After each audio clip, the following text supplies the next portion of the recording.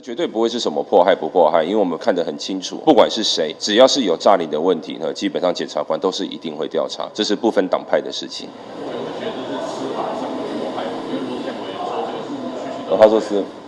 我相信呢，其实呢，过往在不分政党，其实都会有一些助理费相关的案件。那我们也看到呢，高虹安案件的时候呢，这个法院的见解看起来是有所更动，所以最后呢，到底会怎么认定呢？我们当然是尊重司法，这绝对不会是什么迫害不迫害，因为我们看得很清楚，不管是谁，只要是有诈领的问题呢，基本上检察官都是一定会调查，这是不分党派的事情。那我们今天呢，因为与世取消，最主要有2个原因。第一个原因就是大家应该都有发现，最近呢，我们每一次扫市场的时候呢，都有蛮多媒体要访问，我们不想打扰店家，所以我们通常都会在外面访问。但是在外面访问的时候呢，就没有遮风避雨的地方，其实媒体朋友也都会淋到雨，这是第一个原因。第二个原因就是呢，最近雨势比较大，所以呢，很多人都会带着雨具。那带着雨具的时候呢，我们再进去扫的时候呢，容易造成他人的不便，所以我们才决定要取消。那我觉得呢，我们这才是真正对于媒体朋友的关心，对于扫市场的人关心。那因为这样子取消，竟然还有这样的一个政治攻防，我自己是觉得非常的诡异。